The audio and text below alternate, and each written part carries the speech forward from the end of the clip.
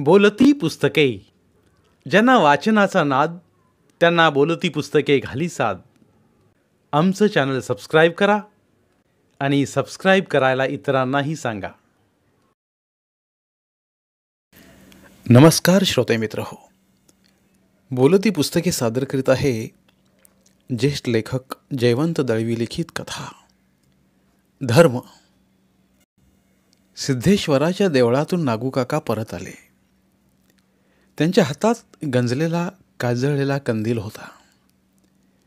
कंदिलाच्या काचेवर इतकी काजळी धरली होती की प्रकाश अगदी नावापुरताच बाहेर पडत होता. पण नागूकाकांना त्याची फारशी चिंता नव्हती.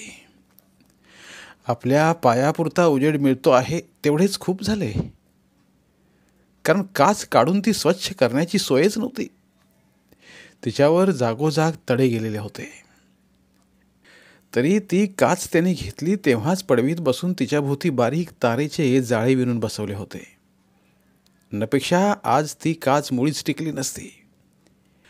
ती पुसायला गेलो तर तिचे तुकडे तेवढे आपल्या हाती येतील या भीतीने त्यांनी कित्येक महिने काचेला हात लावला नव्हता. काचेचे तुकडे झाले तर सरळ 1.5-2 रुपयांचा भुर्दंड. पूर्वी ही काच 5 आण्यांना मिळायची, पण ते दिवसच वेगळे होते. त्यावेळी 4 पैसे कनवटीला लागायचे, कारण लोकांना देवाधर्माची चाळ होती. दर दिवशी दर्शनाला येणाऱ्या लोकांची रीघ असायची. एकादशण्या लघुरुद्र असायचे. नुसत्या दक्षिणेचाच 1-1.25 कनवटीला लागायचा. दर्शनाला येताना लोक छटाकभर साखर आणीत, कुणी केळ्यांचा फणा आणून ठेवत. बायकांकडून ओट्या याव्यात म्हणून त्यांनी शिवलिंगाच्या जोडीला लक्ष्मीची मूर्तीही बसवली होती. त्यामुळे तांदूळ सुटत. एकेका खणाचे 3-3 आणे मिळत. ते दिवसच निराळे होते. आता सारे बदलले आहे. देवळाकडे फारसे कुणी फिरकतच नाही. कुणी आलाच तर रिक्त हाताने येतो आणि नमस्कार करून जातो. त्यातले सुद्धा बरेचसे छपराखाली जरा निवांतपणे बसता यावे म्हणून येतात. बसतात, विड्या ओढून जातात. नाळा तांदळाऐवजी एखादी दुसरी विडी तेवढी सुटते. पुरोहिताचं काम आता भारी कठीण झालं आहे. ज्या गाभाऱ्यात 4-4 समयांचे नंदादीप तेवत होते तिथे आता एक समई जळते. तीही संध्याकाळी परत येताना विझवून ठेवावी लागते. करणार काय? वहिवाटीने भाव्यांच्याकडून थोडे तेल येते, पण ते तरी किती पुरे पडायचे. बाकीच्या वतनदारांनी वहिवाट टिकवली होती तेव्हा त्यातून घरचे तेल सुद्धा भागायचे. आता खुद्द देवाचेच भागता भागता मारामार. अशा या परिस्थितीत आधीच नागूकाकांचे चित्त गांजले होते. त्यात आणखी ते विठीचे पत्र. निव्वळ धर्मबुडवेपणा, दुसरे काही नाही. शेण खायचे ते खाल्ले, बरे ते खायचे तर दृष्टीआड खा ना. वर या गावात आणि पूर्वजांच्या या घरात विटाळ नको. विठीच्या विचाराने त्यांचे चित्त अक्षरशः खवळले. पित्त भडकले. खूप दिवस नव्हता तो पोटातल्या नळाचा विकार गेले 4 दिवस पुन्हा उगवला. कपाटला गेलेल्या पोटात बिंबीपाशी 4 बोटे खुपसून ते अंगणात आले. त्यांच्या जुत्यांचा आवाज आला, पण बगीने वळून पाहिले नाही. तुळशीसमोर पंती ठेवून ती आत गेली. जाता जाता बोटांवर सांडलेलं तेल तिनं दाराच्या चौकटला पुसलं आणि ती तडक चुलीपाशी गेली. काच वर करून नागूकाकांनी कंदील फुंकला. त्या काळोखात त्यांना पडवीच्या जमिनीचा अंदाज लागला नाही. त्यामुळे अळंगपणे ठेवता ठेवता सुद्धा तो कंदील खटकन जमिनीवर आपटला. तोंडाने करत त्याने शेंडी खाजवली. आता काच खळखळली असती. पाय धुण्यासाठी ते पडवीखालच्या दगडावर उभे राहिले, पण तिथे त्यांना पाण्याचा तांब्या दिसला नाही. एकदम त्यांच्या मस्तकात किडा लावला. वाटले, बघे माते फिरले काय गो, असे एकदम ओरडावे, पण तेवढ्यात तिने खटकन तांब्या पुढ्यात आपटला. पाय धुवून आणि 2 चुळा टाकून डोळ्यावरून ओली बोटे ओढत ते पडवीत आले. डोकीवरचा रुमाल त्यांनी जसा तसा उचलून खुंटीवर टांगला आणि खांद्यावरचे उपरणे बाजूला ठेवले. ते तक्क्याला टेकून बसले. तरी एरंडेलाच्या पानासारखे त्यांच्या डोक्यावर रेशन कार्ड चिकटून बसले होते. साखरेसाठी त्यांनी महाराणीचे कार्ड आणले होते, ते त्याने हातात धरले. बगीने पितळेच्या पेल्यातून चहा आणि तसल्याच बशीतून साबुदाण्याची खिचडी आणून ठेवली. वाकलेली बगी उठता उठता त्याने हातातले रेशन कार्ड तिच्या पुढ्यात फेकले, पण तिने ते उचलले नाही. कार्डाच्या बाजूलाच विठीचे पत्रही तसेच पडले होते, कारण तेही त्याने वाचण्यासाठी उचललेले नव्हते. दाराच्या खांबलीला टेकून बगी बसली. कापसाची ताटली पुढ्यात घेऊन ती वाती वळू लागली. समईच्या संत उजेडात नागूकाका बराच वेळ तसेच बसून राहिले. त्या क्षीण प्रकाशात त्यांना खिचडीतून उठणाऱ्या वाफा दिसल्या आणि खमंग तिखट वास नाकात शिरला. त्यांनी बशी उचलली. खिचडीत हात घालता घालता त्यांना आठवले, विठी येणार असेल तर आपण अन्नाला स्पर्श करणार नाही, अशी बगी पुढे प्रतिज्ञा केली होती. तिचा आपल्याला विसर पडला. आता बशी खाली ठेवावी तर. बोटाने खिचडीचा घास वळता वळता त्याने हळूच बगीकडे पाहिले. कशातच लक्ष नसल्यासारखी ती वाती वळत होती, पण बाजूकडून तिचा डोळा दिसत नव्हता. डोकीवरून घेतलेले तांबडे अलवण डोळ्यावरून आले होते. ते नेहमी कानामागून खोचलेले असते. तिने ते मुद्दामच डोळ्यावरून घेतले असेल का? कसली करायची परवा? आग लागो सर्वांच्या तोंडाला, असे म्हणत त्यांनी खिचडीचा पहिला बकाना तोंडात भरला आणि तोंड हलवले. खिचडी खाता खाता उरलेले 2 दातही त्यांच्या हिरड्यांना टोचू लागले. भुकेल्या पोटात खिचडी गेली आणि त्यावर चहा उतरला तेव्हा त्यांच्या लक्षात आले, आज तक्क्यावर नवा अभरा घातला आहे. हे बगीचं काम. उद्या लेक आणि जावई येणार आहेत म्हणून ही तयारी. इथे यायचे नाही म्हणून त्यांना कळव म्हटलं तर ऐकले नाही. गोबर खाल्ल्यावर विठीने कशाला यायचे या घरात? त्यांना धड काही सुचेनासं झालं. वेट लागल्यासारखे ते समोर अंगणात पाहत राहिले. तुळशी समोरची पंती विझली होती आणि किच्च काळोखात वातीच्या टोकावर जळणारा एक बारका डोळा लालबुंद दिसत होता. ओय ओय ओय करत त्याने पुन्हा हाताची बोटे बिंबीत खुपसली. शिंदळीचे आता कुठे उठले, असे म्हणत त्याने हिरड्यातून साबुदाण्याचे दाणे वेचले. पोटात नळ उठले तरी बगीला त्याची पर्वा नाही. पोटची पोर, पण तिला काही नाही त्याचं. सगळं केलं, पण वैरीण झाली. विठ्ठीला मज्जाव कर म्हटलं तर ऐकलं नाही. उलट बोलावण्याचं कार्ड धाडलं. मास्तरला लिहायला सांगितलं. माझ्या कानावर येणार नाही असं वाटलं चांडाळणीला. कुणाचं भलं म्हणून करू नये. तो चांडाळ तसा, ही चांडाळी नशी. 17दा सांगितलं, आपल्या घराण्यात इंग्रजीचं शिक्षण नको. वाईस जाऊन अध्ययन कर, पुढे इथे ये. सिद्धेश्वराचे पाय सोडले तर आपल्या घराण्याला बरकत नाही. पण ऐकलं नाही.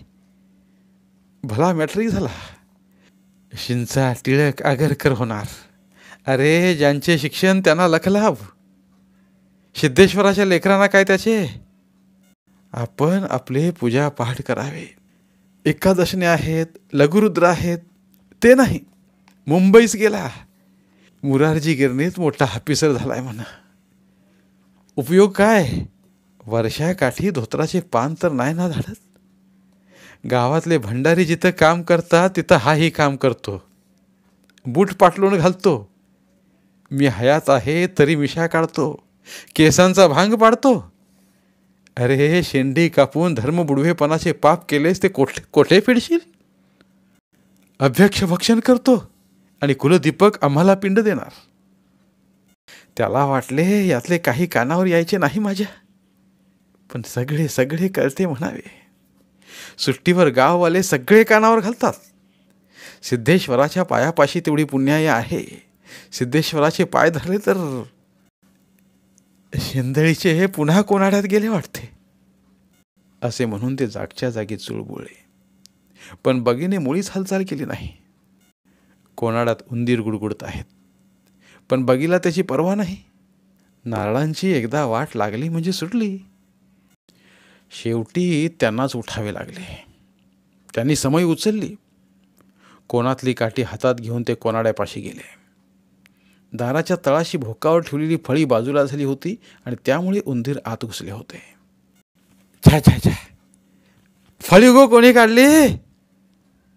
बगीने उत्तरच दिले नाही. अगो ऐका येत आहे, कोणाला कोणी उघडला ना? ते एकदम खेकसलेच. मी का? 4 वाट्या घेतल्या. त्या कशास? खोबरे केले. उंदरांना बाहेर काढून त्यांनी दाराच्या भोकावर फळी बसवली. परत समई जागेवर ठेवली आणि जिभेने 2 दात हलवीत ते पुन्हा तक्क्याला टेकून बसले. विहिरी पासच्या माडाचे काल 4 नारळ ठेवले होते खुंटीला टांगून. एक घेतलाय घरात. अगो पण तिथे 2च कसे? एक बाळकूला दिला. तो बाळकू आज कशात झक मारायचा आला? त्याने एकदम किंचाळून विचारले. पण बगी काही बोलली नाही. मंदपणे वाती वळीत राहिली. त्यांनी नजर रोखून बगीच्या डोकीकडे पाहिले आणि म्हटले, कालच्या 15वड्यास नागो आला होता बाळकू? बगी काही बोलली नाही. तेव्हा बसल्या बसल्या नागू काकांनी निश्चय पक्का केला. या भडव्या बाळकू नाव्यास एकदा पुन्हा बजावून सांगितले पाहिजे. असे उठल्या सुटल्या यायचे नाहीये म्हणून. भला निरोप गेला तरी बेहत्तर. एक आदितवार सोडून दुसऱ्या आदितवारी यायचे. माझी हजामत आणि बगी एकदम दोघांचा नारळ ठरलाय. आता नवी वहिवाट नाही चालायची. भडवा हडप खाकेला मारतो आणि दाढीचे खुंट उपटीत गाव भटकतो. पेक्काट मोडीनी तप्पर. सारे मनातल्या मनातच बोलले तरी त्यांना दम लागला. थोडा वेळ श्वास टाकत ते शांत बसले. पण त्यांना शांत बसवतच नव्हते. सगळे कळते मला. सगळे जावयासाठी चालले. 4 नारळ. तेलाच्या घाणीवर आता हाडं पाठव माझी. उच्छाद मांडलाय. अशी झालीस तरी आधार दिला त्याचं हे फळ. ते फिडशील हे सारं. त्याच वेळी सासरी धाडायला होतं. म्हणजे बसली असतीच गोबर मळून शेणी घालत. कसलंय म्हणून ऐकायचं नाही. 17दा सांगितलं, विठीला मज्जाव कर, विठीला मज्जाव कर. माझ्या पूर्वजांच्या या घरात भ्रष्टाचार नको मला. पण ऐकलं नाही. ऐकेल कशाला? माझा प्राण जायला हवा ना. आता विठी इथे आली म्हणजे गावकरी शेण घालतील माझ्या तोंडात. त्याचं काही नाही. आत्तापर्यंत मी जे कटाक्षाने गावात पाळले ते हिने घालवले मुद्दाम. माझ्या तोंडात शेण पडावे म्हणून हे सारं. विठीच कोण मोठी सुधारक लागून गेली. नवरा गेला तरी वपन केलं नाही.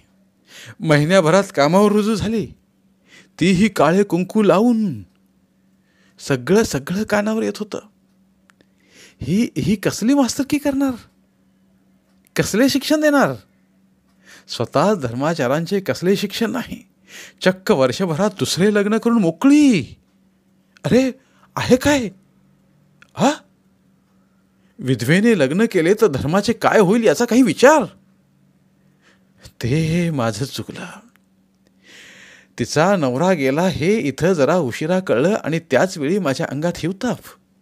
नाहीतर मीच जाऊन कार्य उरकून आलो असतो. म्हणजे हे लफडच उद्भवलं नसतं. या गावात भल्यांचं मी या हातानं केलं आणि नातीचं तेवढं हातून झालं नाही माझ्या. भाव्यांच्या मधल्या सुनेनं केवढे आकांड तांडव केले. काळ सुधारलाय तर राहू देत असे थोरला दीर म्हणाला. पण ऐकलं नाही. काळ सुधारेल कसा? मी पुढे झालो आणि म्हटलं, तुम्ही सगळे बाजूला व्हा. खोलीत ओढून घेतली आणि आतून अडसर लावला. मदतीस गुरवीन होती. ती पुन्हा म्हणत होती, सुने माझ्याकडे पहा. मी नाही करून घेतलंय. गुरविनीस मी म्हटलं, तू तोंड मीठ. धरली घट्ट आणि बाळकूच म्हटले, चालव. बाळकूसारखा अनुभवी हजाम आहे की नाही काही? पण चांडाळणीने लाता हाणल्यात 8 दिवस मला लंगडावे लागले. त्या मानाने सुळे वकिलाची बायको बरी.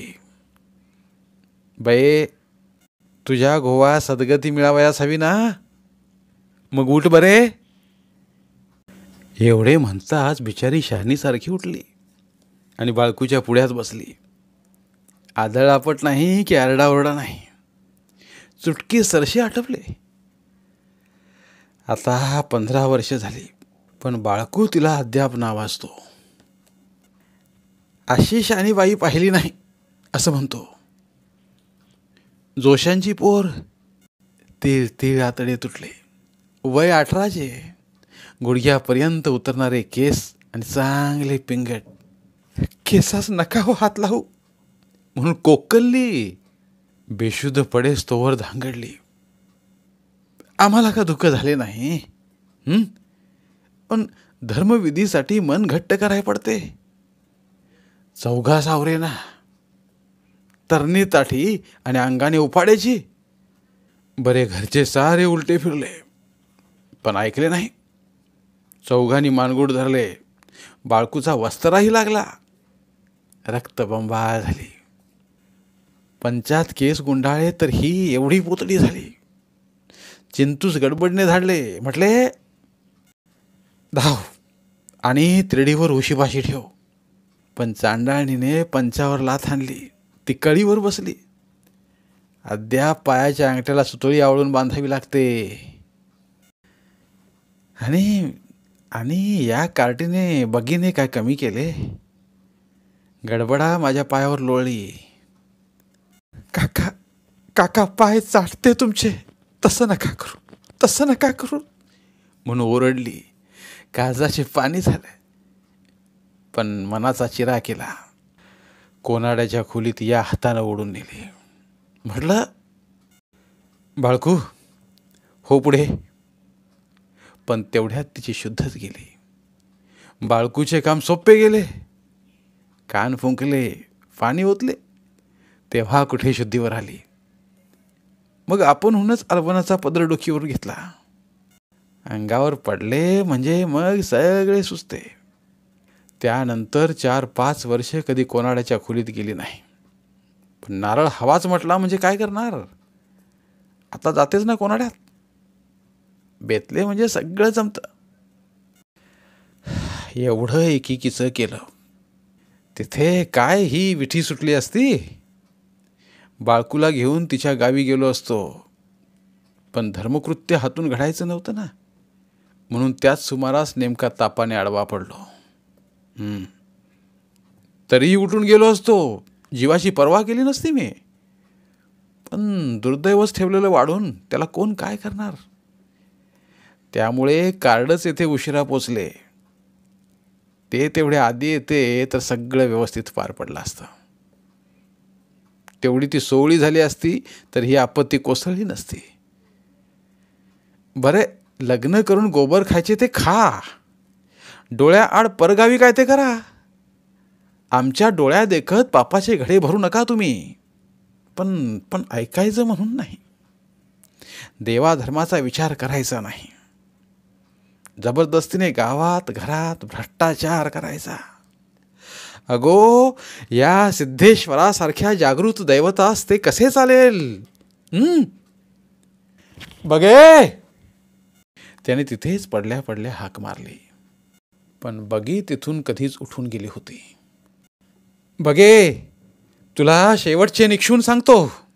उद्या सिद्धेश्वराच्या देवळात जाईन. तो प्राण गेला तरी परत यायचा नाही मी. काय बरे वाईट व्हायचे असेल ते देवाच्या पायापाशी होऊ देत. मोठ्याने पण मनातल्या मनात आपण हे बोललो हे त्यांच्या लक्षात आलं. तेवढ्यात पावलांचा आवाज आला. बगीने पाण्याचा तांब्या आणि फुलपात्र उशीपाशी ठेवले आणि ती मागे फिरली. माझघराचा दरवाजा बंद करता करता, बगे, एवढी त्यांनी हाक मारली. पण धाडकन दरवाजा बंद करून तिनं आतून अडसर लावला. समईच्या वातीवर फुंकर मारून नागूकाका आडवे झाले. काळोखाने त्यांना घेरून टाकले. काळोखाचे ओझे छातीवर पडल्यासारखे ते घुसमटले. उघड्या तोंडातले 2 दात जिभेने हलवत बराच वेळ ते काळोखात पाहत राहिले. समईतल्या दुपेडी वातीवरचे 2 डोळे त्यांना टक लावून पाहत होते. रातकिडे आपल्या कानांना चिकटून किरकिरत आहेत असं त्यांना वाटलं. दूरवर कुठेतरी कुत्री केकाडत होती. एखाद दुसरा कुत्रा सूर लावून रडल्यागत ओरडत होता. लांबच्या पल्ल्यावर कोल्हे कोई चालू होती. बाळकूच्या पुढ्यात दपटून धरलेली विठी ओक्साबोक्शी हंबरते आहे असा नागूकाकांना भास झाला आणि चुकचुकत एक चिचुंद्री त्यांच्या पायाखालून गेली. उत्तर रात्रीपर्यंत नागूकाका तसेच पथारीवर तळमळत होते. त्यामुळे लवकर झोपून उठण्याचा त्यांचा क्रम मोडला गेला. पडवीच्या छपरावर 2 कावळे कावकाव करीत भांडले तेव्हा त्यांना जाग आली. बरेच उजाडले होते, पण बगीने दार उघडले नव्हते. ते झटपट उठले. घाईघाईने त्यांनी सर्व विधी आटोपले. विहिरीतून 4 घागरी काढून डोक्यावर ओतल्या. आता दार उघडलेले नसले तरी बगीचा उद्धार करायला संधी बरी आहे असा विचार करीत ते ओल्या पंचानेच पडवीत आले. दार उघडे दिसताच ते हिरमुसले. त्याने स्तोत्रे पुटपुटायला सुरुवात केली. देवघरात जाऊन घरची पूजा उरकली. बाहेर येऊन त्यांनी दांडीवरला सुका पंचा ओढला तेव्हा बगीने चहाचा पितळी पेला पुढ्यात ठेवला. भोगशील गो फळे, एवढेच ते स्वतःशी पुटपुटले. पण बगीने उत्तर दिलं नाही. ती आत गेली. तुळशी समोरच्या पंक्तीतल्या ओल्या वातीवर 2 कावळे तुटून पडले होते. खा खा मेल्यांनो खा, सगळेच खायला उठले आहेत असे म्हणत त्याने रुमाल डोकीवर ठेवला. बाजूला पडलेले महाराणीचे रेशन कार्ड उचलून पुन्हा रुमालात खोवले आणि उपरने खांद्यावर टाकत ते पुटपुटले. काय नाही मिळायची साखर जावयाची भरती करायला. जाताना चहाच्या भरल्या पेल्याकडे त्यांनी कटाक्ष टाकला. अन्न पाण्याला स्पर्श करणार नाही, लवकर मेले पाहिजे असे म्हणत ते खाली उतरले. त्यांनी तुळशीची 2 पाने खुडली. एक तोंडात टाकले, दुसरे ओवाळल्यासारखे करून तिथेच भिरकावले आणि ते जुते वाजवीत अंगणातून बाहेर पडले. सिद्धेश्वराच्या देवळापाशी येताच त्यांनी देवळाच्या जुनाट वास्तूकडे नव्या नजरेने पाहिले. 4ही बाजूनी उघड्या असल्या सज्जामध्ये 4 मोठे खांब, तेव्हा मंगळुरी कौलांचे छपर. सज्जाच्या दोन्ही अंगाला लांब चिंचोळे सिमेंटाचे बाकडे, मधोमध टांगती घंटा, घंटेखाली तुळतुळीत काळा नंदी, समोर सिद्धेश्वराची घुमटी. सज्जात रवंत करीत बसल्या गाईला त्याने हात लावून नमस्कार केला. नथू पेडणेकराची ही गाय गेली कित्येक वर्ष या सज्जात येऊन बसते. कुठे चरायला गेली तरी रवंत करायला या छपराखालीच येईल. दुपारी घरी जायच्या वेळी नागूकाका सिद्धेश्वराचे नैवेद्याचे पान तिच्याच पुढ्यात ठेवीत. ओम शिवशंभो असा आवाज घुमवीत त्यांनी घुमटीच्या दाराचे कुलूप काढले. सवयीने त्यांनी पूजेचे साहित्य एकत्रित केले. कोणातल्या चुलीवर नैवेद्याचा भात आणि वरण चढवले. निर्माल्य गोळा करून बाजूला ठेवले आणि सहाणेवर ते गंध उगाळू लागले. काका, आज घरी पाहुणे कोण? सर्वांगाचा भार देऊन चंदनाची काडी उगाळता उगाळता त्यांनी बाजूला पाहिलं. खाकेतले तेच जुने हडप सांभाळीत बाळकू आपल्या दाढीचे खुंट उपटत खांबाला टेकून उभा होता.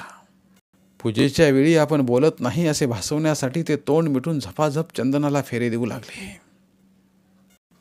आत्ता एसटी थांबली, 2 पाहुणे उतरले तुमचे. विठी केवढी दिसत असेल आता. पहिल्या लग्नाच्या वेळी पाहिली तेवढीच. सहाणेवरले वळसे नकळतच मंदावले. पण त्यांना एकदम जाग आली. हातांना गती देत ते म्हणाले, विचार बघीला, मला कसले विचारतोस? होय, सांगत होती. काय? विठी आणि जावई यायचे आहेत म्हणून. मग आणखी मला विचारतोस? ते घर आता माझं नव्हं. विठीच्या प्रवेशाने ते भ्रष्ट झालंय. तिथला संबंध तुटला माझा. बाळकू दाढी खाजवीत उभा होता. पाण्याचे फुलपात्र घेऊन ते उठले. तू वाजूस हो. बाळकूचा वारा अंगावर न घेता ते सज्जाच्या बाहेर गेले आणि त्यांनी खळखळीत 4 चुळा टाकल्या आणि ओला हात शेंडीवरून फिरवला. तुळशीपत्र ठेवून आलोय. आता ते माझं घर नव्हे, हे माझं घर. अरे अखेर सिद्धेश्वराचे चरण हाच खरा आधार. वाटले काय? त्याने उत्तरासाठी बाळकूच्या तोंडाकडे पाहिले, पण त्याने उत्तर दिले नाही. निर्विकार मुद्रेने तो आपल्या गालावरचे खुंट कुरवाळीत होता. नागू काकांना याद आली.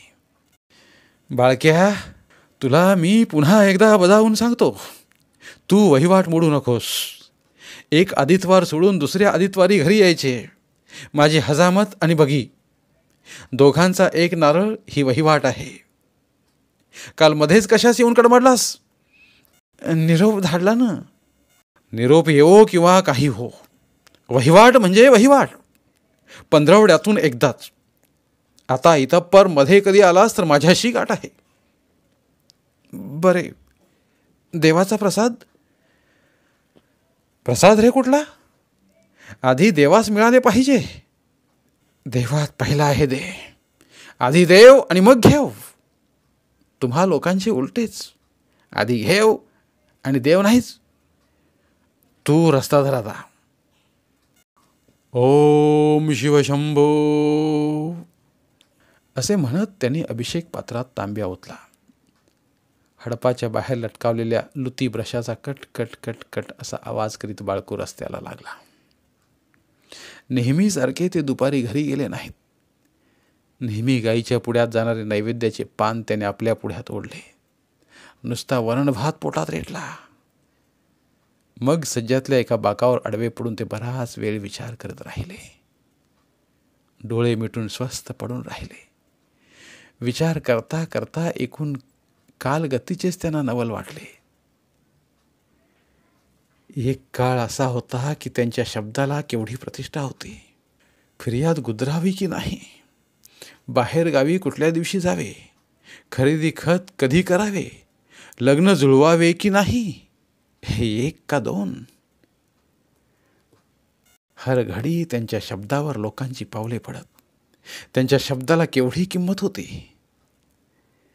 आता हे डोळ्या देखत काय झाले? कोणी काही विचारित नाही आपल्याला. जो तो आपल्या मनाने काहीतरी करीत सुटतो. त्याला देवाधर्माचे अधिष्ठान नाही. अधर्म बोकाळलाय डोळ्या देखत या गावात, आणि आता तर साक्षात माझ्या घरात. त्यांच्या मिटलेल्या डोळ्यांतून घळघळ टिपे ओघळली. मध्येच एकदम 2-4दा घंटा वाजली, पण त्यांनी डोळे उघडले नाहीत. कारण मागोमाग बगीचाही आवाज त्यांच्या कानी पडला. आवाजावरून बगीबरोबर तिची लेक आणि जावई आहे हे त्यांच्या लक्षात आले. त्यांनी डोळे घट्ट आवळून मिटले. उठवू काकांना? हा विठीचा आवाज. नको, जागेच असतील ते. सुंदर आहे देवालय नाही? हा विठीचा घो असावा. पुडी सोडल्याचा आवाज झाला. देवाची आठवण झाली हे नशीब. बाबा महाराजा सिद्धेश्वरा, तुझी लेकरं पायाशी आली आहेत. तुझी कृपा असू देत. दुःख आम्ही भोगले हयातभर, यांच्या नशिबी सुख दे. देवाला गाराणे घालायचा या बगीला काय अधिकार? पळी पंचपात्रीचा आवाज आला. खबरदार! ते मोठ्याने मनातल्या मनातच ओरडले. खबरदार! गाभाऱ्यात जाऊन तीर्थाला हात लावशील तर खबरदार. भ्रष्ट भ्रष्ट माणसे तुम्ही.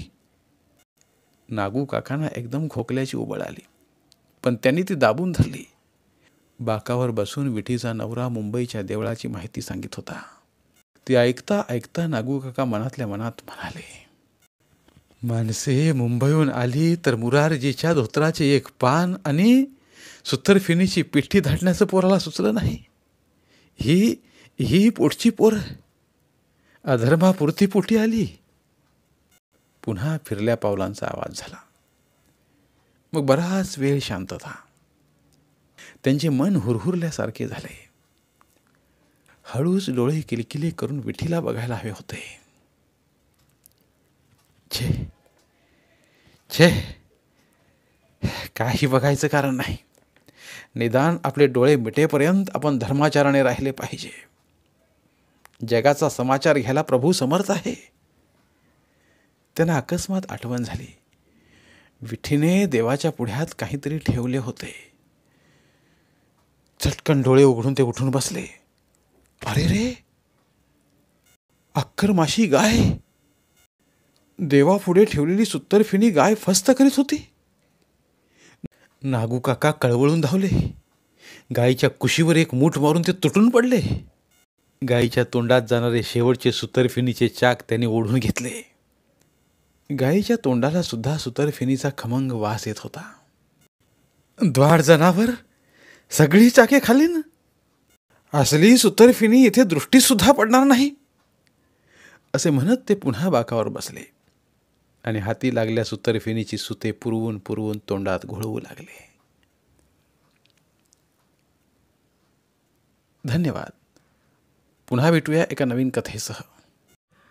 मराठीतील प्रतिभावंत लेखकांचं साहित्य, कथा, कादंबऱ्या ऐकण्यासाठी आमचं बोलती पुस्तके हे चॅनल सबस्क्राईब करा आणि मराठी साहित्याचा प्रसार करण्यासाठी प्रत्येक मराठी माणसाला सबस्क्राईब करण्यासाठी आवाहन करा आणि बोलती पुस्तके या साहित्य चळवळीत सहभागी व्हा.